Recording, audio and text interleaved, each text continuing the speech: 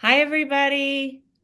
Happy Friday. Happy almost holiday weekend. Welcome to a very special edition of Friday Frontliner with Zibby Owens, and it's her pub day. Welcome, Zibby. Thanks, Rachel. Thanks for having me, especially on a holiday weekend. Oh my gosh, we're so happy to have you here. For those of you who don't know, Zibby's book, her memoir, Bookends, a memoir of love, loss, and literature, is out in the world today. So happy pub day. She's had a crazy day already. She's already been on Good Morning America, done a book event. So thank you for coming here.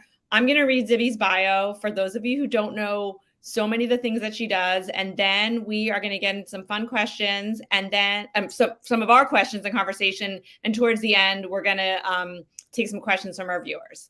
So let me just tell you guys a little bit about Zibby for those of you who don't know. And I'm going to read this. Zibby Owens is an author, podcaster, publisher, CEO, and mother of four. She's the founder of Zibby Owens Media, a privately held media company designed to help busy people live their best lives by connecting to books and to each other. The three divisions include Zibby Books, a publishing house for fiction and memoir, Zcast, a podcast network, including Zibby's award-winning podcast, Moms Don't Have Time to Read Books, and Moms Don't Have Time To, a new content and community site, which launched today, I believe, the writing part of that, right? So check that out too. She is a regular columnist for Good Morning America, where she appeared this morning, like I just said, and a frequent guest on morning news shows recommending books. Editor of two anthologies, Moms Don't Have Time to Have Kids and Moms Don't Have Time To, a quarantine anthology, a children's book, Princess Charming, which recently came out, and now Bookends, a memoir of love, loss, and literature. Zibby loves to write. She regularly pens personal essays, which we'll talk about, starting with her first one in 17 magazine in 1992. And she lives in New York with her husband, Kyle Owens of Morning Moon Productions, and her four children. Welcome, Zibby. Thank you, Rachel. We're so thrilled to have you here. You've been on A Mighty Blaze before for your anthologies, and we're really going to dive right in and talk about Bookends. I'm loving all these comments down here, by the way. Yes, the comments are really fun because people are watching now live on multiple streams. And like I think I said on Instagram, it's a great way to start your holiday weekend by having a conversation with us. So I first kind of wanted to know how Bookends came to be in the form that it is in today. I know you've written it in various forms over the years, and how did it get to be Bookends? Well, this iteration came out of a previous proposal, which was similar, but didn't include the bookish theme as a hook to it. But I had a lot of the same stories and themes laid out, just not the books as specifically laid out. And that it was an outgrowth of another iteration. I'm not saying this very well, but I think it was in conjunction with my agent, Joe Veltri, and an editor who I had pitched who said, I'd love to see more books. So then I thought, okay, well, if I link the whole thing through all the books I've read, that could be really interesting and fun for me to write. And so that's how I structured it around that. And that, for whatever reason, opened up a way for me to tell the story in a very organized way. And also, I should say, Carmen Johnson, my editor at Little A, once we got closer to this theme, she and I together just figured out the best way to do it. So that was a long way of saying I had a wonderful team. Well, I was going to say, and we talked a little bit about this offline, that you remember your life through books. And in this book, you mentioned, I think it's over 200 books that sort of helped you in your life in happy times and sad times, and when you were a little girl up until present day. And I'm just wondering, how did you remember all these books? Did they come naturally? Oh, I'm definitely going to talk about this one here and that one there. How did that come together? And by the way, we're going to link, there's a list to all of the books that you mention in the book that are on your website. So we're going to. Yes. And I'm also having a book fair where I'm selling all those books in LA on July 16th in Pacific Palisades. So if anybody's around and wants to come browse, they can do that there and shop. Some moments of my life, I couldn't remember what I was reading, but I knew if I looked around my shelves, looked around my mom's shelves, Googled what were people reading in these years, then I could be oh, right. That's what I was reading on that couch. So I needed it a little bit backwards occasionally. But that's how. And I don't know, sometimes it's just so linked to me. where I was sitting, I don't know. I get that. And I think it's so cool. I mean, you've been called the book messenger, a book fluencer. Of course, you're telling the story of your life and you're telling it through books. One of the things too that I loved and related to a little bit was when you wrote about kind of trying to figure out what you wanted to be when you grew up, and you tried a lot of different jobs and internships when you were younger, and then ultimately ended up working in books and as a writer. And as I mentioned in your bio, you were a writer in 1992 when you were a teenager. So how did all those, or some of those experiences, I guess, influence what you ultimately became professionally? The 17 article set my life on a different path, honestly. I mean, I had loved to write before then. I had already published a miniature book when I was in 3rd and 4th grade. My grandfather, step-grandfather, but had this miniature printing press, and he took 2 of my stories and put it in this tiny little book. And it was so exciting for me to see my name on the spine and my story on the pages. So that was like my first taste with book publishing, I guess. And then 17, I didn't even mean to publish that story. I was just really upset one day. And as I continue to do now, when I'm really upset about something I write, now I basically do it in front of like 20,000 people on Instagram for whatever reason. I don't know what's happened. Sometimes I'm like, what am I doing? I should just like keep this to myself.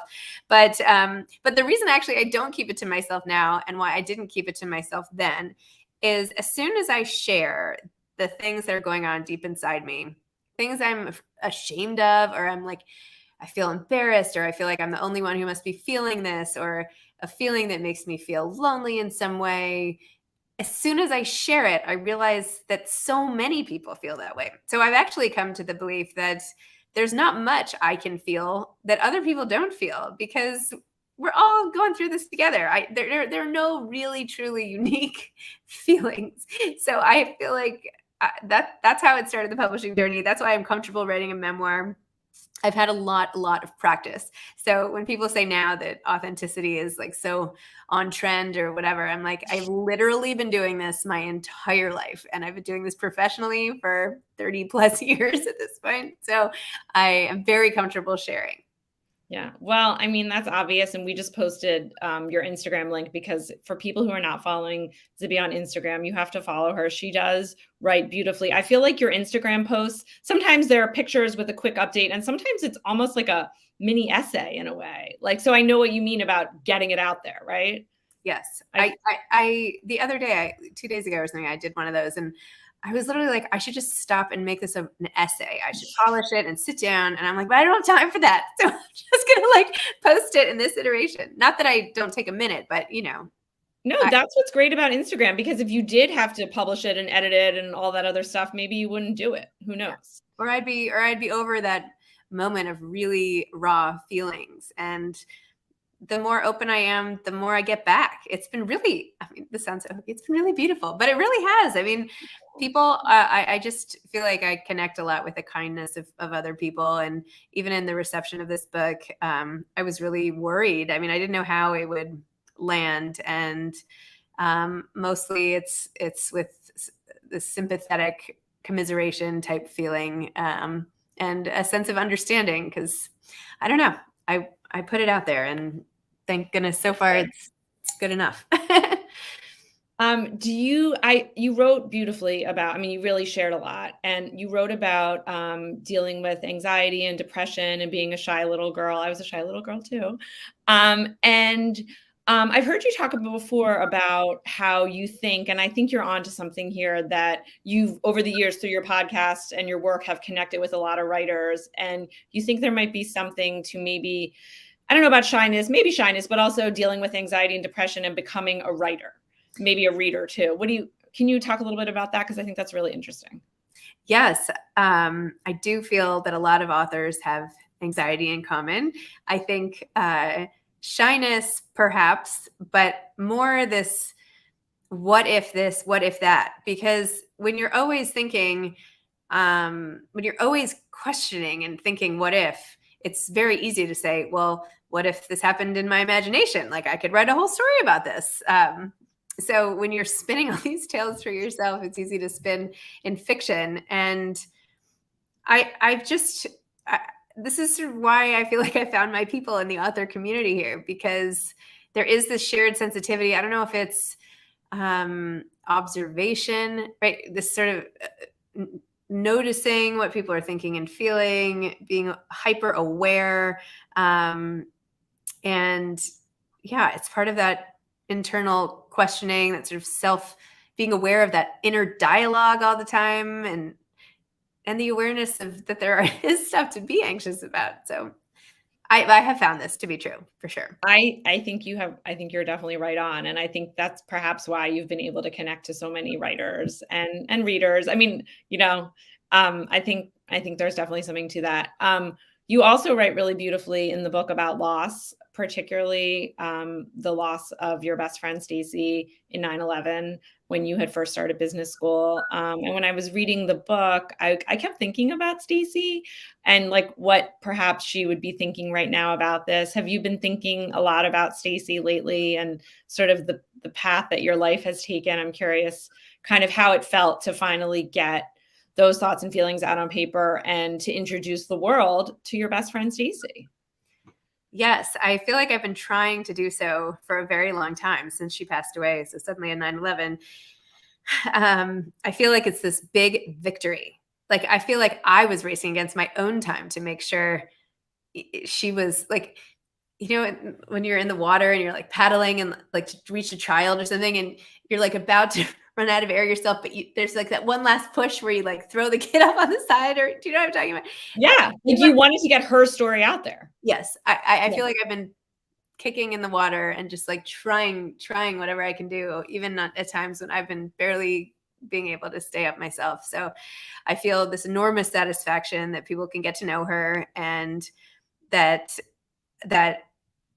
just the incomprehensible thing that happened that so changed my worldview. I want others to get a taste of that. Many people, especially after the last 2 years, have experienced loss, grief, all of it. But I just kind of wanted to be like, you guys, this can happen like today, like, because obviously that's a negative, but I do feel there's something inspiring in that. Not inspiring, but makes you propelled to take action if you really realize that life is short and you have the power to change it in the here and now. But this morning, well, it was not even this morning, it was basically last night, but I couldn't sleep. And one of our mutual really good friends texted me and was just like, Stacy would be so proud, just all this stuff about her. And I was thinking, wow, this is just, she deserves so much more than this. A section in somebody else's book. It's ridiculous, but at least there's this. Well, the way you said that was so beautiful. And actually, you kind of segued into, I mean, I have a million notes all over this book. That's how I read. But I just want to read something that you wrote kind of, beautifully in here along the lines of what you just said. You said, I've gone through the depths of grief only to rise up again and again and again. Because what choice did I have? My deep understanding that life is short and that I could be next propels me to follow my heart, stand up for what I believe in, and work hard to make a difference while I can. We get to do this only once. Time is ticking. Moms don't have time to waste. I have like chills when I read that. And that is, and there's a lot of takeaways from this book and a lot of great book recommendations within the book. But I think that's a really big takeaway in terms of like, well, your whole brand and your whole media company, which when I get to around the idea of moms don't have time to it, it's not just about moms, it's about anybody. But I think that is a takeaway from your book. Life is short, people die every day.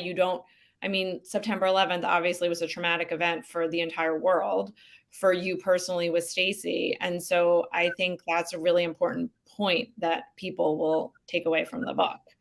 I also think to, go to like a more happier topic, the life is short. I think the story that you write about how you met your husband, Kyle, I could see that as a meet cute in a rom-com, like tomorrow, So can you talk a little bit about sort of writing that scene, I should say, and you write more about how Kyle has really inspired you to do what you want to do. Can you talk a little bit about that? Sure. No, it was funny writing the scene. The scene and a lot of the Kyle stuff came out of another. I had tried to write a book. Well, I hadn't tried. I had written another book called 40 Love about falling in love again at 40. And ultimately, I didn't feel comfortable sharing all of the personal stuff. I'm glad I wrote it so I remember, because my brain is like, but out of respect for my family and my kids, and do they really need to know all this stuff? So, but I had experimented with writing it through then. So when I went to write it again for this book, I had already kind of gotten over the fear and awkwardness part of writing it, and I just had fun with it. It is so crazy how we met, and the whole thing was just so unlikely in so many ways, and yet we knew. And I remember telling somebody very shortly after we were together, like maybe 2 weeks or something, I was like, no, this is it. This is like the person for the rest of my life. And they're like, you're insane. There's no way. And I was like, no, just watch me. And now we just had our 5-year wedding anniversary. I don't know at what point people like when I get to say I told you so, but I feel like it's close. I think you could do that in the book right now. Yeah. Okay. Well, but so meeting him was unlikely, but then also I feel like, and you write about this a little bit in the book, how he's kind of inspired you to change a lot of things about your life, including starting a podcast. I have to read also the part that you write about your podcast, because I think people watching the show who've listened to your podcast, and you have millions of downloads and it's become just everywhere. You write about how you went to your kid's school and you met a new friend there, and she kind of met you for coffee, and she was giving you some ideas about what you should do in terms of writing, and you didn't really know what to do next. So you said, as I rushed out of the crowded school lobby after drop off the next week, Sarah was rushing in. A podcast, she called out as she passed me by, throngs of students and parents surrounding us. What? A podcast? You should start a podcast. What's a podcast? That's what you said. Back at home, I sat on the couch in my new office next to Kyle, staring at my phone. I don't even see a button for podcasts on here, do you? It was early 2018. Podcasts were already booming, but I'd missed this trend. Thanks to Google, we downloaded the app and then started listening to a few episodes of popular shows. What would I even do a podcast about? So that was only 2018, 4 years ago. I know. It's so nuts. Yeah, that was the beginning of 2018. And now it's 2022 in July. And I've had 4 books come out and all these downloads. And I've started this whole company. And this is not where I thought this was all headed. I could not have seen this all. It's all, every little bit has unfolded as a result of the thing before it. So I did not have a big business plan for this whole thing that I've been rolling out in phases. In fact, I probably should have. I mean, not to say I didn't think about it, and at times I was more strategic than others, but I'm just going with it and testing things out, trying things that don't work, experimenting, and just seeing what I can do. And I don't know. I am just so propelled by this energy right now. I don't know if it was from staying home for 11 years with my kids and not really using it. And so I'm just like still, whooshing out that pent up energy, or if it's just really so exciting to be in the groove of what you really are sort of meant to do. Like I'm doing something that uses every piece of my brain and my interests, and nothing feels like work. And I mean, actually that's not true. Now some things feel like work, but anyway, mostly it's really fun. And I don't know, it's just, it all came from that one conversation. That's very inspiring. And since then, I mean, you have a podcast release every day, right? 365 days a year, right? Yeah. I keep trying to slow down and I'm like, this is crazy. I should not be doing this many.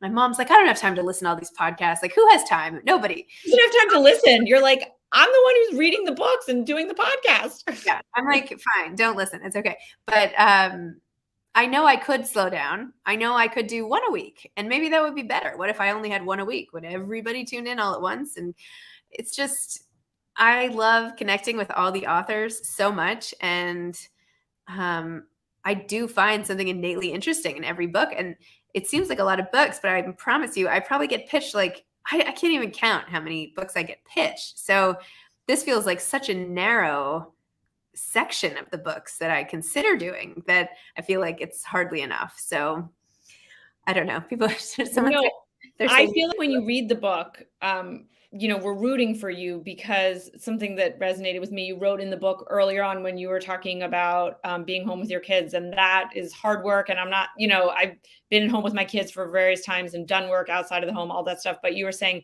when you were home with your kids, your plate was full of lots of things, but nothing was, and you kept adding all these things and you were busy, but nothing was really felt right.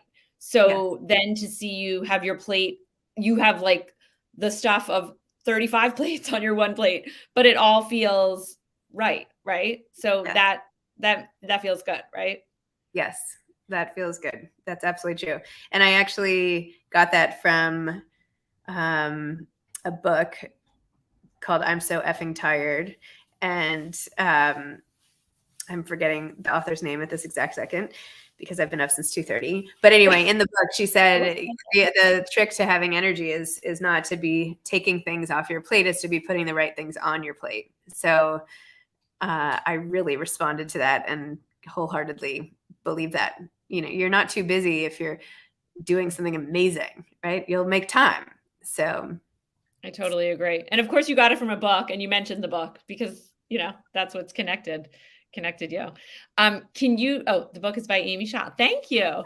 Can you tell us a little bit about some of the newer endeavors with, you started a publishing company. I forgot to mention that, Zibby Books. yes. So that started, I think it was in the fall, and what inspired you to do that and what you're looking for and how's that going and all that good stuff. That is a lot of work. Like everything I do, I'm like, I don't know, but this is a good idea and I'm going to figure it out as I go. That is true. That's what's happened. I've learned so much, like crazy, crazy amounts. Every day I'm learning. I mean, every day I'm learning in so many ways. I think that's part of what's so energizing about this. I love learning. And anyway, I've learned a lot running this company. And as a publisher, now I'm like, oh, well, rejection isn't personal because we reject so many great books. It's not about it's so specific what we're looking for, and if you multiply that out, that everybody's looking for what they're looking for, it doesn't make it a bad book. It's that we're not looking for that book. So I feel like I have a newfound appreciation for people. Like I feel like I am even more encouraging of other people not to give up finding a place for your book if you believe it's good and other people have said it's good, and keep looking for the right home for it. It's like shopping for a house or something. I don't know. Like it might be this beautiful new modern house, but you like traditional houses. So there you go. But anyway, it's great. We're looking for fiction and memoir, a strong sense of voice and place.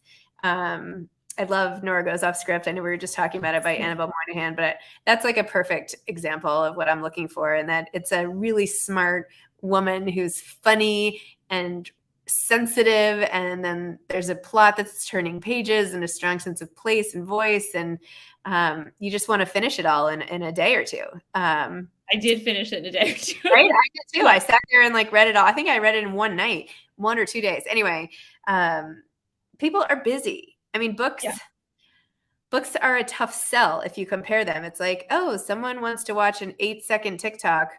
I'm going to try to sell them a 350-page manuscript that's going to take them weeks. Like if the book were not invented right now and somebody came out with it, people would be like, no, that's not going to work. That's probably true. And the book business is tough, but yet it is amazing that it's still around, right? If you think about it like that. Well, because I think it trumps all the common sense, because there is something like deeply connective and almost like spiritual on some level. It's like almost mystical that you can take the contents of your brain and inject them in another person's, even if it's your imagination. So, and I also think writers want not only to get their thoughts out and connect with people when they're around, but I do feel like what we were saying about Stacy, the sense of relief. If you can get your words down on paper saved, then on a very deep level, there is something left of you that lives on. And I think there is something to that. I think there is, not on a conscious level necessarily, but I do feel that there's something like timeless about that need, that instinct, that there's something instinctive about that as a way to like mark your place. I agree. Well said as a writer, and also for all the readers out there, and people connect with the writing as readers, and you can remember where you were, like you Yeah. have throughout this whole book, where you were physically, the place in your house or on vacation or whatever, and also the time in your life that you were at where the book really helped you. And sometimes you can go back and revisit a book 10 or 20 years later, and you're sometimes like, you don't even remember why you loved it so much because you're in a different place in your life, right? Exactly. Yeah. But that's what's so neat too about, like, when I was talking about your book, Life's Accessories, and how when I read that, like, I immediately connected to that story. And I told you that, or I could say that, and I'm sure a bazillion people told you that. But then when you read my story, you're like, oh, right. It's almost like this long pen pal relationship. Right? Totally. Right? When you mentioned heartburn after like a breakup, I was like, me too. Yeah, there's so many things like that. And so often people are reading it alone at home and just being like, oh my gosh, me too. Or, oh my gosh, I would be friends with her. Or, oh my gosh, I went through that exact same thing. Or, I want to talk to her now about this, because it's basically like the start of a friendship, right? A book, especially a memoir, I think it's like the opening lines of a close friendship. And you're like, here, I trust you enough with my thoughts and feelings. It's like handing someone your diary. Like, I trust you. Come back to me now. And then you're already in conversation, whether you know the person or not. And it's really neat. I mean, two memoirists reading each other's books. There was Jenny Mullen and I were reading each other's books at the same time and texting each other back and forth, because I was like, oh my gosh, this part about your kids is so funny. And she's like, oh my gosh, I did this. And I'm like, this is a bizarre experience I never thought I would have, getting to know someone simultaneously through their own books. I mean, who would have thought? Like, but there you go. It works. Yeah. Well, and the other thing is, I think that's why you're good at what you do, because even if you didn't do this professionally, you're the kind of person who reads a book and is like, oh my God, you have to read this book. And then you connect with that friend. I do that all the time too. And you have your book club. Zibby has a book club that really got very big during the pandemic. And I think you've built community. I wanted to talk to you a little bit about community, because I know so much of what you do, your goal is to create community, whether through books or essays, online publications. Can you talk about how that's kind of always in the back of your mind and how you've been able to build community? Sure. If I could just tell you what's always in the back of your mind, if you don't mind. I just didn't mean to be presumptive.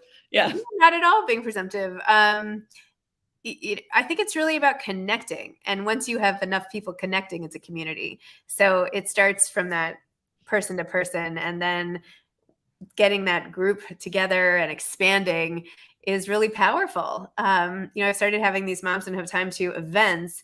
I've just done a couple of them recently. I had this whole, you may remember, retreat planned at the Ocean House in Rhode Island, and then it with COVID, and that was like heartbreaking to me. And I've been gun shy since then, but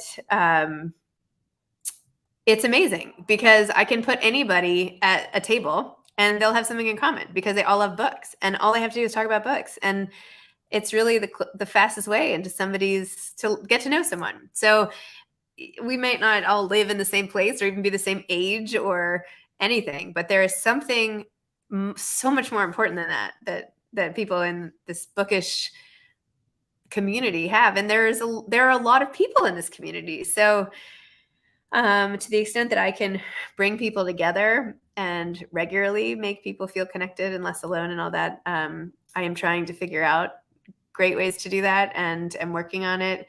I just, if I could just get everybody in a room for a weekend, but who has time, I know. Moms don't have time to. People don't have time to. But no, you're building community. You are, and I can just say, as somebody who follows you, in addition to just knowing you, like, if ever I have the chance to go to one of your community events, whether previously in person or online, it's so like life affirming and inspiring. And I always walk away thinking, oh, I got to write this. I got to read this. You got to do that. And so I think we need more of that in our lives for sure. As particularly now, I mean, during the pandemic, people were doing a lot of stuff online and continue, but now that life is opening up more, everyone's so busy again. I think it's important to remember that for sure. We're going to open it up to audience questions because we have a lot. I just wanted to ask you now because it's holiday weekend and you're always on the pulse of what's the next hot book. What are you reading now? What do you want to read? What are you planning to read this summer? Any recs for us?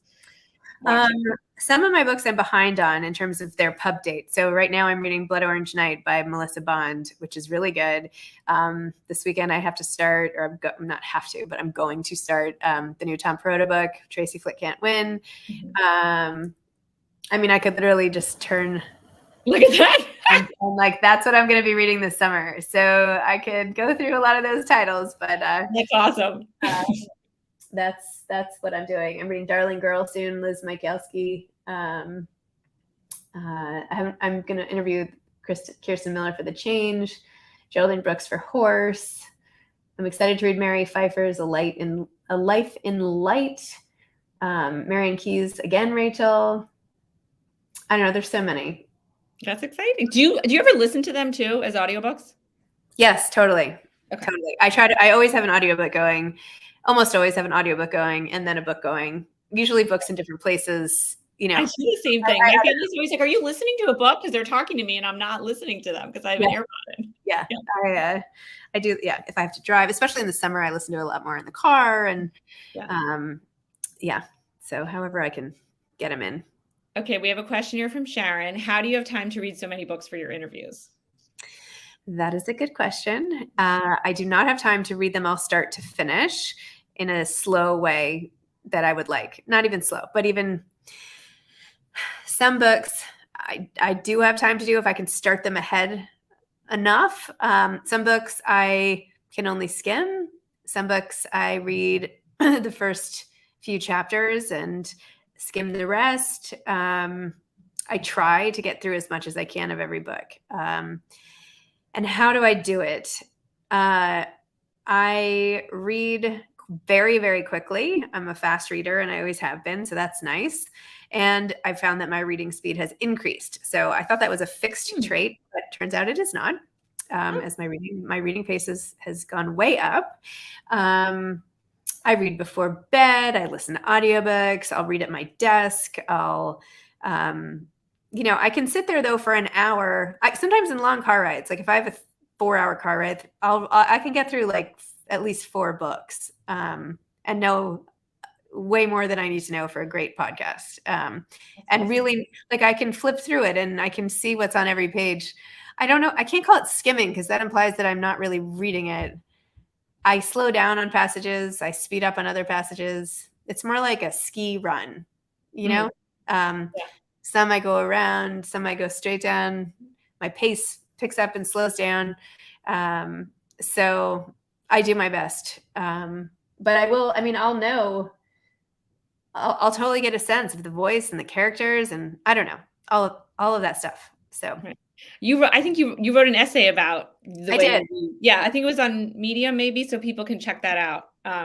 When you're talking about speed, I'm also thinking about that when you listen to audiobooks, I'm the same way now. I have it on different speeds because you can listen at like 1.2 or whatever, I cannot listen as fast as I can read. Oh, that's interesting. Yeah. Whatever auditory processing versus whatever standard processing, I can read much more efficiently looking than listening. Interesting. Yeah. Yep. So we have another audience question from Amanda. You make it really clear in your book and life that you intentionally keep your kids' lives private, yet you are very close. So how are your kids helping you celebrate Pub Day? I am super close to my kids. And it is a choice that we've made as a family to keep most things private. What are they doing to help me celebrate Pub Day? They are actually with their dad tonight, but I did that on purpose. Like I had this party on purpose without them because, and as much as I adore them, I will always have 75% of my attention on my kids, even if I'm in a room of hundreds of people, right? So I cannot be there for anyone else I'm inviting. So I don't know. They've celebrated so much. My daughter was on the couch at home watching GMA. I left her there and I was like, okay, pretty soon, like I'm going to be like, be in the TV. You just stay here. So I was like FaceTiming her at the same time, and then FaceTiming my son from there. And yeah, they're just very supportive and awesome. My kids are actually, they've FaceTimed me probably 20 times since we've been on this call. So when I get That's off, awesome. Now, what did they think of your GMA appearance this morning? they have been at camp since then. So Okay, that's why they're calling me now. But okay. It's camp drop off time. Yeah. Okay. But, Yeah. This time of day can be tough. What is something that you would like to do, but you just can't find the time? Well, I'm writing a novel now, which I just sold to Little A. I did. I announced it this Can you morning. tell us about it? I can. It's called Blank, and it's about a mom of 2 who is a writer and lives in Los Angeles, and she's going through some difficult personal and professional things and comes up with a very unconventional solution to them. So Wow. Now, was this novel something, because I know you talked about this book kind of bookends kind of as a novel format when you talked about other things. So was this an idea you've had in your head for a while for Blank, or did it just come to you? no, it just came to me. It came to me kind of as a joke. And then I was like, oh, maybe I could do that. And then I was like, you know what? I'm going to try this, but I'm just going to have so much fun. Like, it's very funny. It's like very light and very funny. And it's like spilling out of me. And I mean, I hope people find it funny. I find it hilarious. So I'm just like, I can't deal with dark right this second. I needed a little light after this whole process. So yeah, it's brand new, and I need to find time to finish that. So I won't say I can't find time, but I am really struggling now to find time to work on that. And it's you have a date when that's coming out, or not yet? coming out summer of 2024. Oh, wow. That's exciting. For 2 years, in 2 years. So it's due in March. It's due in March. Okay. So we'll see. But my editor's so funny. She's like, you're just gonna like write it all over Christmas break. And I was like, I know, I probably am. Like, if I just had like a couple days where I stopped everything else, I'll do it. But but is there anything really that I don't have time for? I don't know. I feel like I'm fitting in a lot. I wish I had more time for my family and friends. I used to, do whatever on the weekends, and now I do a lot of work on the weekends, and it's okay. But, I know I'm missing out on other stuff that I wish I were doing. So, but there's nothing like killing me. I don't know. I feel really good about life right now. That's good. And I think with your family and friends, when people can go on your website and see all your events, it must be fun for you maybe to try to incorporate seeing some family and friends in your book events, right? Like, totally. Yes. I mean, I invite people to everything. The salons are all people I know, and well, not always, but when I used to do those, I mean, I am seeing family and friends. I'm seeing my family a lot more than my friends these days, unfortunately. But yeah, and I include my kids. I mean, with my Princess Charming book that came out, which was a children's book, they went to every event I did, and we're just so apart. My daughter dressed up in the costume every event. And that was your daughter? That was my daughter. Yeah. Oh my gosh. I saw all those pictures and I was wondering who that was, and it's your daughter. That's awesome. Oh yeah, it's my daughter. Yeah. And so that was like a total bonding moment. Right. You got them in the family business. Yeah, exactly. Yeah. Yep. That's very cool. We didn't even talk about Princess Charming. That came out like a couple months ago. Was that this week? April 19th? Okay. So. Was that something you wanted to do, or how did that come about? Getting a children's book in there right before your memoir? I know. I actually got that book deal as I was still trying to finalize the book deal for Bookends, and I couldn't believe it. I remember calling Kyle and I'm like, you were not going to believe this. Like, I just got this book deal. It fell into my lap, really. Karen Duquesne came to one of my author salons, and her good friend from where she lives is Margaret Anastas, who was starting a new imprint at Penguin Random House. She had been in the business forever and had discovered Fancy Nancy and all that stuff. Mm-hmm. And Margaret and I had lunch, and she said, are you interested in writing a children's book? And I was like, yes. And I had written several, for my kids, nothing earth-shattering. And she showed me this picture of a character sitting on a bench for an audition, said tryouts on a sign. And she was looking all disgruntled next to like an elephant and a couple other animals. And she said, well, if this character was Princess Charming, what would the story be? And I was like, okay. She's like, why don't you take a stab at that? I said, okay. And we were having lunch. And so I went back to my lunch. And then 2 minutes later, I was like, okay, here's what I would do. And I told her the whole thing, and it's based on my daughter, same daughter who dressed up as Princess Charming, who really struggled to find her thing in life. And her thing really, and still is, her unwavering persistence and not giving up and strong work ethic and never quitting. And she loved it. And then like literally we left lunch an hour or two later. I was like driving to pick my kids up from school in the car, and I came up with the last line, and I was like, here's what I think it should end with. And then that was it. We like spent I can't even It's amazing. compared to the time I've spent writing Right. for the payoff of this project versus others, it's like ridiculous, but it doesn't matter. I mean, it was great, and it was so fun to have it come out. And it was really just a really wonderful time for the kids and me.